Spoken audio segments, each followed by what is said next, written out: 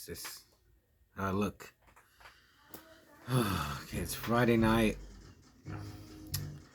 Took a couple of shots, and I'm gonna review a movie. But yesterday, got up, went outside. I don't like completely flat tire. Okay, I'll just get a ride, and I'll deal with it after. And I'm tired. So I call my good buddy Garth, help me change a tire, and he comes over and I start taking those bolts off, and I don't know how you do it, but I gotta step on it and break them off. And the first four came off easy, and the last one, the fifth one, man, I could not get it off. I was trying, Garth was trying. I was like, I'm just gonna call like a roadside service tire guy, and Garth's like, no, get your fat ass up there and get it off. And I was like, I had given up, but I kept trying, and finally I did it after like 30 minutes. Like,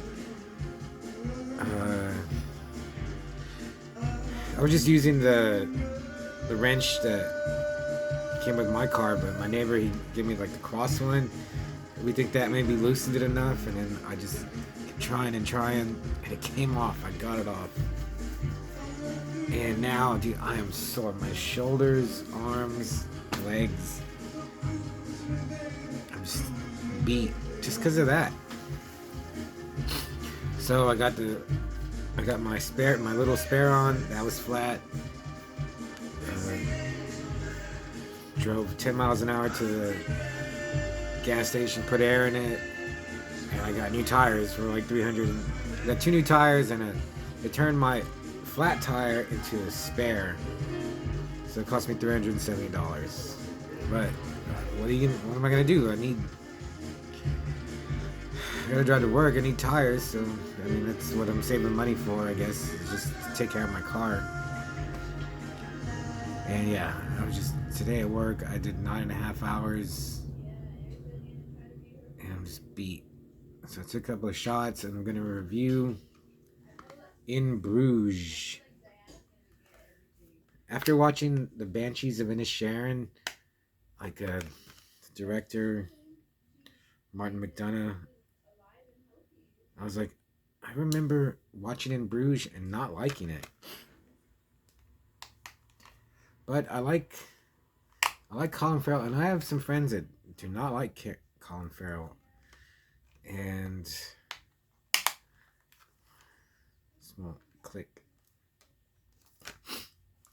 I can kind of see why, and after watching In Bruges, I definitely see why. He's such a little jerk in this movie, and just a smart ass, dumbass actually. So let's see. Hitmen Ray and Ken have been ordered to cool their heels in the storybook city of Bruges. It's in Belgium. After finishing a big job. But since hitmen make the worst tourists, they soon find themselves in a life and death struggle of comic proportions against one very angry crime boss. I guess.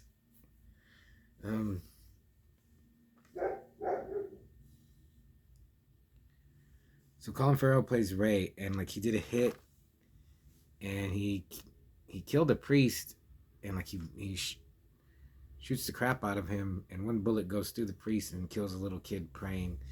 That's the whole like crux of the movie. Is that he's really upset that he killed a little kid. So Ray has sent him to Bruges to. He wants Brendan Gleeson, Ken, to just kill Ray for killing a little kid, and Ken, he just mostly, I guess, he just feels sorry for Ray, and then but he's gonna do it, and he sees him at a park, and he's gonna shoot him in the back of the head, But then Ray, he's Colin Farrell, he's gonna shoot himself, and he stops him, and I was like, oh, he's gonna do it for you. Just let him do it. But then we don't have a movie if he does that.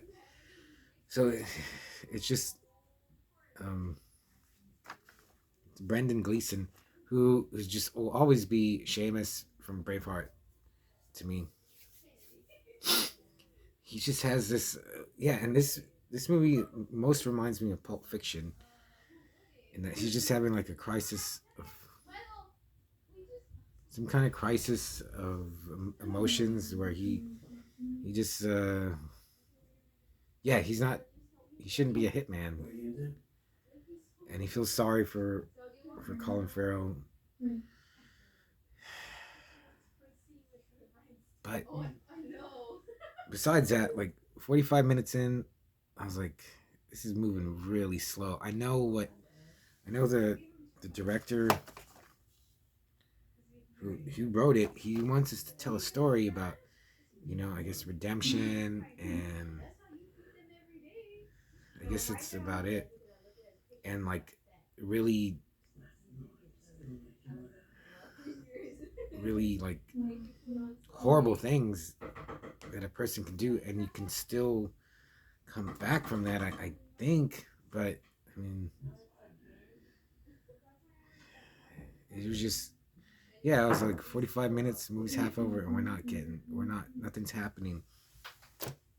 And the dialogue is good. He definitely has his own, again, like, he's like Quentin Tarantino. He's a pretty good writer. He really likes wordplay, which I like, but then it just gets a little obnoxious, I thought. Oh yeah, and then it's like they're filming a movie in Bruges, and there's a dwarf. Let's see if I can.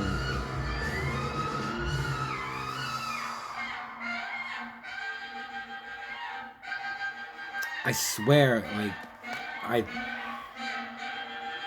I swear when I first saw this, it was Peter Dinklage.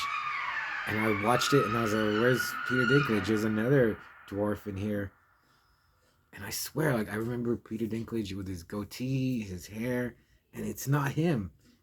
And I talked to this guy the guy that recommended Banshees of Inisherin. I told him, I thought it was Peter Dinklage, and he's like, isn't it? And he was like, I swear it's Peter Dinklage. And he was like, is that his brother? And I was like, no, it's another dwarf. So yeah, there's a dwarf in it. And like, I was like that. It's just like that Mandela effect. I swore it was Peter Dinklage, but it's not. And anyway, it's not a big deal. Colin Farrell, Ray, he meets a girl. Yeah, he's a real prick. He just snap and beat up people that like slightly offend him or say anything to him. So I can see, like, I like Colin Farrell. I didn't like him in this, but then he's also like real wimpy and crybaby-ish. Ray Fiennes is in this. He's really funny. Like, one of the strongest memories from when I saw it before is when he's yelling at his wife, or he's smashing a phone, and his wife's like, "It's an inanimate object," and he's like, "You're a effing inanimate object." That's the part that stuck out the most to me. Oh yeah, I found this.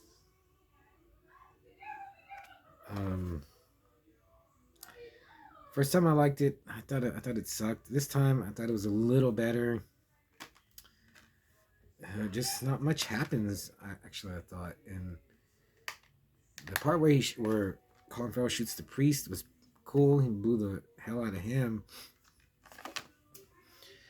And then but it's just like a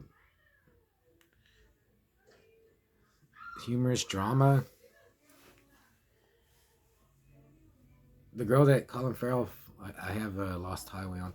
The girl that Colin Farrell falls on, she was real, like, just plain. I thought he says like she's the most beautiful girl he's ever seen. I was not to me. I mean, maybe to someone, I'm sure, but it's just, and she didn't bring much. She's just kind of blah. Just really boring. I thought. Um, Not much action. There's one good like someone jumps off of a tower and splats. That was cool, but yeah, I would get. It's pretty good. You if you like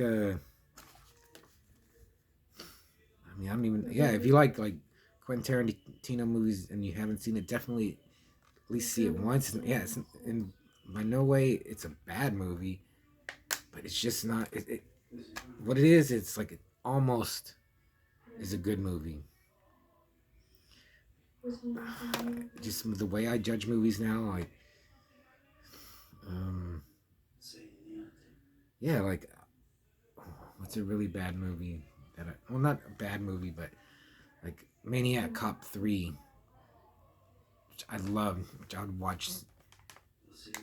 Um, I could watch Maniac Cop 3 10 more times. In Bruges is a superior film in every way to Maniac Cop 3, but I enjoyed Maniac Cop 3, Badge of Silence, immensely more than I did in Bruges.